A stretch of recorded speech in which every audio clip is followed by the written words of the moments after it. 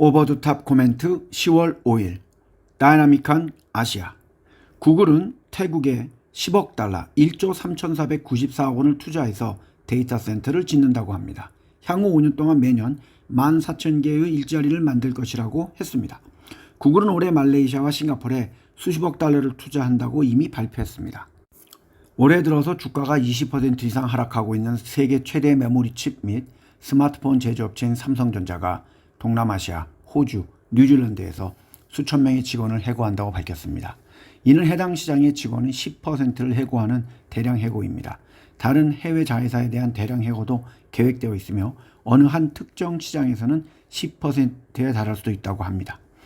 인공지능에 사용되는 메모리 칩에서 SK 하이닉스에 뒤처졌고 외부 고객을 위한 맞춤형 칩 생산에서 대만의 반도체 제조에 비해 진전이 없었기 때문입니다. 하지만 삼성전자는 국내에서는 해고를 계획하고 있지 않습니다.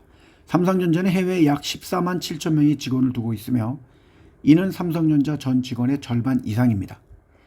테슬라는 중국에서의 판매를 촉진하기 위해 여러 가지 인센티브를 선보였고 이로 인하여 BYD 등 경쟁사의 압박이 커지고 있습니다.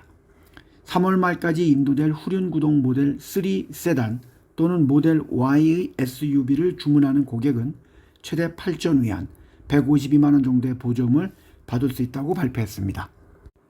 한편 BYD는 그들의 베스트셀러 전기차 9만 7천 대를 스티어링 부품의 결함으로 리콜을 하게 되었습니다. 테슬라는 올해 처음으로 분기별 자동차의 판매가 증가했다고 발표했지만 더 큰 상승을 기대했던 투자가들은 실망했습니다. 테슬라는 3분기 동안 고객에게 46만 2,890대의 차량을 인도했는데 이는 작년 동기 대비 6.4% 증가한 수치입니다. 하지만 업계 예측보다는 못 미쳤습니다. 이번 상승의 가장 큰 요인은 중국 정부가 소비자에게 구형 자동차를 전기차 모델로 교환하도록 하는 인센티브를 2배로 늘려 수요를 끌어올린 덕분입니다. 일본의 니혼 게이자의 신문에 의하면 하이브리드 차 분야에서 우위를 점하고 있던 일본의 자동차 업계들은 각국의 전기차 우대 정책으로 인한 급속한 보급에 대응하느라 그동안 어려움을 겪어왔습니다.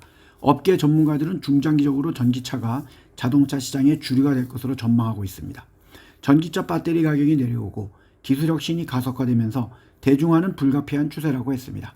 이런 상황에서 세계 최대 자동차 회사 중에 하나인 토요타는 최근 2026년 전기차 생산 계획을 약 100만 대로 축소 조정했습니다. 이것은 이미 발표했던 150만 대보다 30% 줄어든 수치입니다.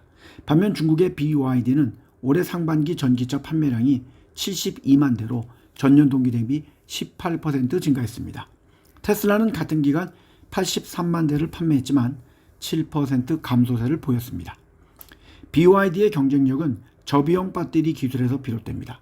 전기차 가격의 약 30%에서 40%를 배터리가 차지하는 상황에서 BYD는 고가의 니켈을 사용하지 않는 인산철 리튬 LFP 배터리를 자체 생산하며 가격 경쟁력을 확보하고 있습니다.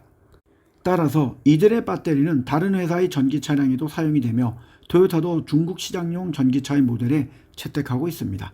따라서 이 신문에 의하면 일본의 자동차 업계들은 경쟁력 있는 배터리 공급망 구축을 시급한 과제로 인식하고 있습니다. 닛산 자동차도 일본에서 LFP 배터리를 생산할 계획이라고 했습니다. 토요타 역시 LFP 배터리 개발에 박차를 가하고 있으며 2026년에서 2027년까지 독자적인 배터리를 만들어서 비용을 40% 절감하겠다는 계획입니다.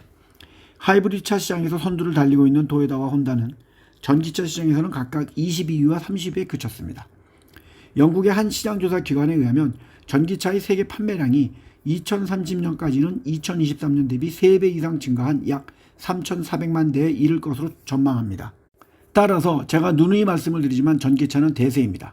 그렇다면 전기차에 투자하실 것인지 아니면 전기차가 반드시 필요한 배터리를 만드는 회사에 투자하실지 아니면 그 배터리에서 가장 중요한 소재를 만드는 회사에 투자하실지는 여러분이 판단하시길 바랍니다. 공무원과 정치가들이 청렴하기로 유명한 싱가포르의 전직 장관이 뇌물을 받은 사건으로 징역 1년을 선고받았습니다. 일종의 개망신을 당한 셈입니다. 10월 1일부터 7일까지 중국의 황금 연휴에 상당히 많은 중국인들이 싱가포르를 방문했습니다. 이미 7월에는 41만 3천 명이 방문했고 8월에는 40만 3,120명의 중국인이 방문을 했고 이것은 인도네시아, 인도, 호주의 3개 국가에서 방문한 33만 9천 명보다도 많았습니다. 가장 큰 이유는 2월 9일에 상호 비자 면제 협정이 시작되었기 때문입니다. 싱가포르가 중국인은 최대 30일 동안 비자 없이 서로의 국가를 방문할 수 있습니다. 싱가포르의 가장 큰 문제점은 호텔이 부족한 곳인데 이것을 타파하기 위해 올해는 7개의 새로운 호텔이 완공될 예정이고 내년에는 9개의 호텔이 더 완공이 되어 약 3,300개의 새로운 객실이 추가될 예정입니다.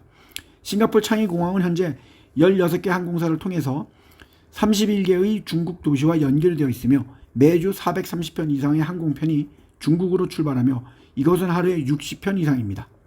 또한 중국으로 가는 싱가포르 관광객 또한 1년 전보다 약 3배가 늘었다고 합니다. 윈난, 충칭, 청두, 신장, 티베트 지역이 인기가 있다고 합니다. 이미 여러 번 말씀을 드렸지만 싱가포르와 말레이시아는 중국에 대한 호감도가 다른 국가보다도 높습니다. 또한 이 나라들은 중국어를 하는 사람들이 많이 있기 때문에 중국 사람들 입장에서도 편하다고 생각을 하는 것 같습니다. 반면 한국은 중국 사람들도 오길 꺼려하고 한국 사람도 가기를 꺼려하는 상황입니다. 감사합니다.